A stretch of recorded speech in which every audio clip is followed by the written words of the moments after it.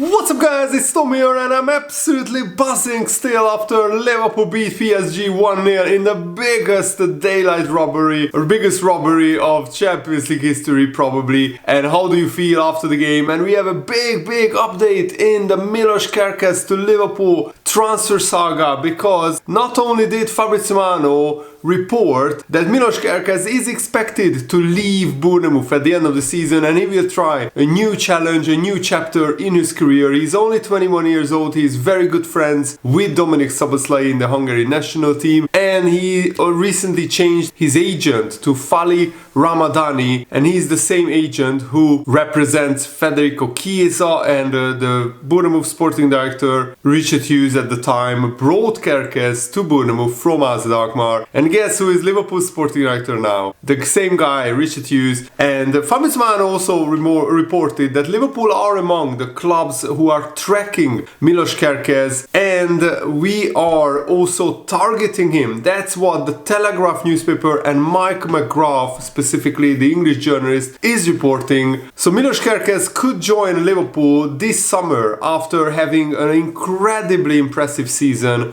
for Bournemouth. He went up on another level this season, and now this is his second season in the Premier League, and Liverpool are expected to be in the running to sign Milos Kerkez, and he will command a fee of around 40 to 45 million pounds, which I think is a pretty decent fee for such a big talent like Milos Kerkez. And his energy, his work rate is what sets him apart, just like Dominik. Imagine Dominik Szoboszlai's work rate, but at left back. And Milos Kerkez is also very fast, very strong, incredibly skillful. He has also added goals and assists to his name at left back. He is now a much better player than Andy Robertson is now. And Kerkez could have the potential to one day maybe reach the lofty heights of Andy Robertson in his prime. And Kerkez is on Liverpool's radar because Liverpool are looking to sign a left back, and probably we will keep Robertson until his contract expires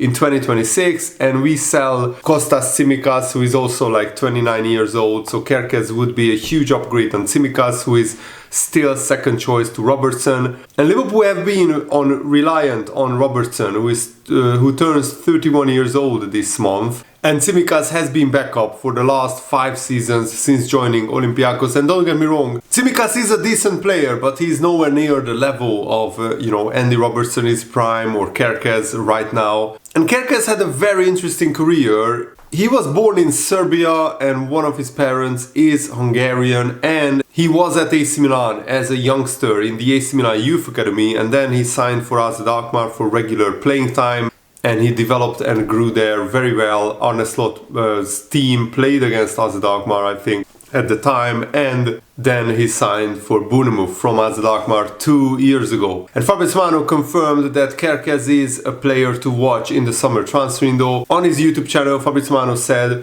"The decision of Milos Kerkez is very clear. He is looking for a top club for the summer transfer window. He is very respectful to Bournemouth, fully focused on football on the pitch, but his performances have been excellent this season. But in the summer, Kerkez is expected to be one of the players on the way out, because there are many clubs interested in Milos Kerkez. Liverpool are tracking the player. We have been scouting and monitoring him, and Liverpool have been looking for a left back, I think, for more than a year. Milos Kerkez will be on the list of several clubs, including Liverpool, but not only Liverpool, and for sure he will be one to watch in the summer transfer window." And Bournemouth still have a chance to finish in the top 5 and qualify for the Champions League in the Premier League. And they are also in the quarterfinals of the FA Cup. They will play Manchester City, and Bournemouth already beat Manchester City in the Premier League once with a 2-0 or 2-1 scoreline. And Kerkez got both assists for Bournemouth's goals. So he can do it against the biggest teams. Man United probably will not sign a left back because they just signed Patrick Dorgu in January. But Chelsea are looking for a left back, and Liverpool are looking for a left back as well. And Ben Jacobs, who is a very reliable journalist, is reporting that Liverpool are set to move for Milos Kerkez his price tag is revealed, and that could be around £40 million. Kerkez was signed for just £15 million from AZ Alkmaar in 2023, and it was Richard Hughes at the time who signed Kerkez to Bournemouth as sporting director, and now he's working at Liverpool. Kerkez has made 27 appearances so far for Bournemouth. He scored twice. He's contracted until 2028, so they still have Kerkez still has 3 years left on his contract. And Kerkez is described as one of the most exciting young talents in world football, and Bournemouth will look to get around 40 million for him. But Chelsea are also interested in Kerkez.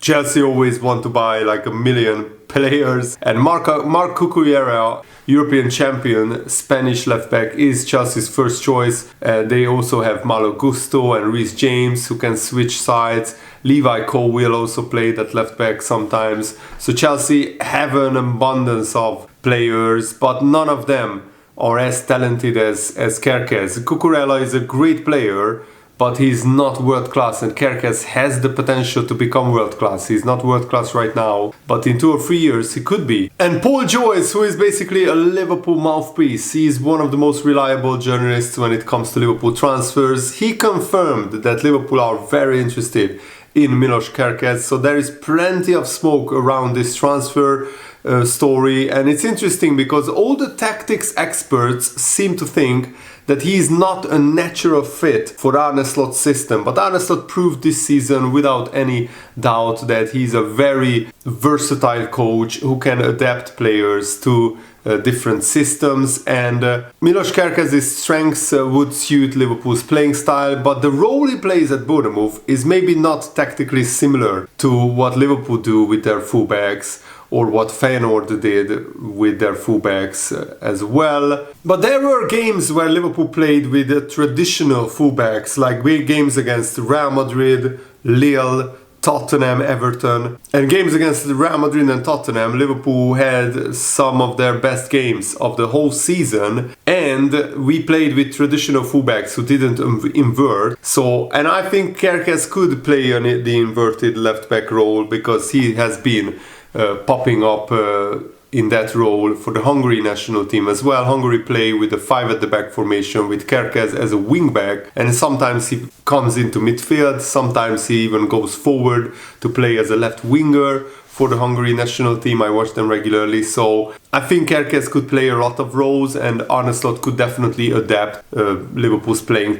style to suit Kerkez's skill set. And I think Kerkez would be an absolutely brilliant signing for Liverpool. I love Robertson and Tsimikas, but I think it's time for Tsimikas to move on, because we need an upgrade, definitely. Robertson sometimes has struggled defensively this season. He's prone to making too many mistakes. He's just not as fast and as agile as he was before, and that's understandable. Robertson has a lot of minutes in his legs, and he's 31 years old. So probably we will sell Tsimikas and keep Robertson as a player to fight with Kerkez on who gets to be first choice left back for Liverpool next season. And I think Kerkez will make that position his own, because right now he's a better player than Robertson, faster, more agile, and just has a higher stamina, work rate, higher intensity, basically what I'm getting at. Robertson will probably leave at the end of his contract, which runs out in the summer of 2026, but there is a scenario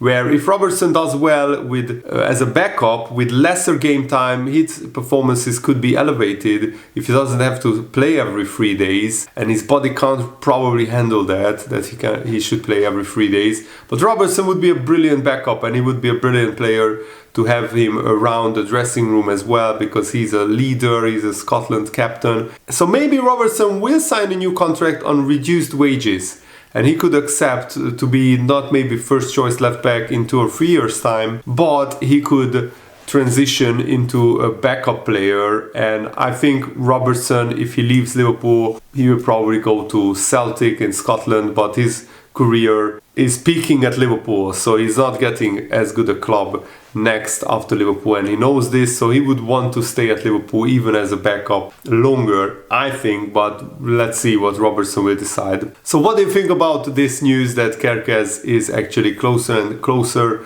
to signing for Liverpool? I'm really excited about the summer transfer window already, and this season has been just absolutely sensational. I hope that Liverpool can see the Premier League title over the line, and hopefully we can win the League Cup, and who knows, go far in the Champions League and maybe win that as well. But if we just win the Premier League, that will be enough to be a widely successful season for Liverpool, and Arne Slot is surpassing all the expectations, and I'm absolutely loving it. I also wanted to show you this graphic for the PSG game, because PSG actually created fewer chances in the second half than in the first half. And the difference, Liverpool closed gaps by actually playing in a low block, sitting deeper. Liverpool also started carrying the ball after turnovers instead of launching it long. So Liverpool played a little bit more with the ball. So as you can see, in the first half, Paris Saint-Germain created 1.5 expected goals. They had 67% possession,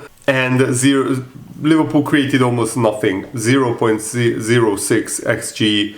They had one shot, which was like almost a non-chance. Second half though, even though Paris Saint-Germain entered Liverpool's final third deep 11 times instead of 7 in the first half, PSG only created 0.44 xG, and Liverpool, with their first and only shot in the second half on target, created the goal which won the game, and 0.24 xG. Absolutely crazy. And PSG had almost 73% possession in the second half. So this was an absolute low block masterclass by Liverpool, and especially masterclass by Allison, because Allison probably put in his best game in his whole career. That's what he said. And Arne Slot is probably starting to realize that breaking a low block with Allison in goal, Virgil van Dijk and Konate as centre backs is incredibly difficult for even the best teams, and it's almost borderline impossible. We did that against Man City, kept a clean sheet away from home, 1-2-0. We did that against Paris Saint-Germain in the second half, kept a clean sheet, 1-1 there. Jurgen Klopp didn't really utilize this that much. We didn't see Liverpool play in a very low block. Maybe the 1-0 win against Man City at home, where Wijnaldum scored very early, and then Liverpool defended for much of the game. But this gives Liverpool a lot more tactical versatility, especially against the better teams. You don't have to attack all the time, and you don't have to press them high all the time, because frustrating Paris Saint-Germain was probably Liverpool's greatest achievement. After the 60th minute, the PSG players just looked absolutely disgusted and fed up, because they played probably their best game of the season in terms of patterns of play, how they played football, and they still couldn't score. They couldn't get past Allison. They scored one goal, but that was disallowed for offside. The first half, Liverpool were pretty bad. Second half, Arne Slot fixed things tactically, and we were much better defensively. And Jamie Carragher said Liverpool had played one of the greatest robberies you'll ever see in football. I can't believe what I've just seen. PSG were absolutely outstanding and battered Liverpool, dominated them with a huge amount of chances. The last time Liverpool won this competition, Allison made a save against Napoli in the last group game of a group stage, and Liverpool could have gone out if Allison doesn't make the save and Napoli scored. That is always looked back on as a defining moment in that season's Champions League campaign. That wasn't a save tonight. That was arguably one of the greatest performances of Alisson's career, certainly in a Liverpool shirt. If Liverpool go on to win the Champions League, which they have a good chance of, they are a lot better than what we saw tonight, then this performance against PSG will be remembered for years to come by Allison. Huge credit goes out to Allison. Arne Slot said there was a lot of similarities with our game against City. Yeah, that's what I said as well, Arne. We play a team who are so good on the ball, so good in ball possession. They have some great wingers who are good in one-on-ones. They press man for man all over the pitch. The only thing I can blame my players for that is 4 or 5 6 times. When we got out, it was completely open and we missed the last pass. But that can be tiredness after defending so much. If you look at the underlying stats, PSG were number 1 in the Champions League in a lot of stats, but they finished 15th. And they played Bayern Munich, Man City and Arsenal. So that shows you the level of PSG. I don't think I've worked with a goalkeeper at this level, and this is to be expected because Allison is the best goalkeeper in the world. Fully agree with Arne's thought. He is absolutely out of this world, and I'm absolutely buzzing after Liverpool beat Paris Saint-Germain.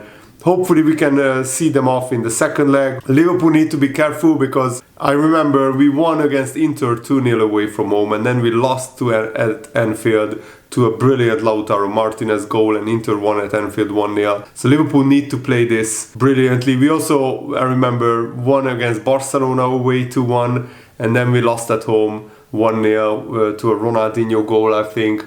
But Liverpool still went through on away goals. So Liverpool need to, of course, play much better. That's without question in the second leg, because PSG still has an amazing firepower, and PSG will have nothing to lose. Nobody expects them to come to Anfield and overturn this deficit. So mentally, Liverpool need to be on it, and hopefully the Anfield crowd will help Liverpool over the line. Thanks for watching, guys. Hope you enjoyed this video. Have a nice day. See you later. Goodbye.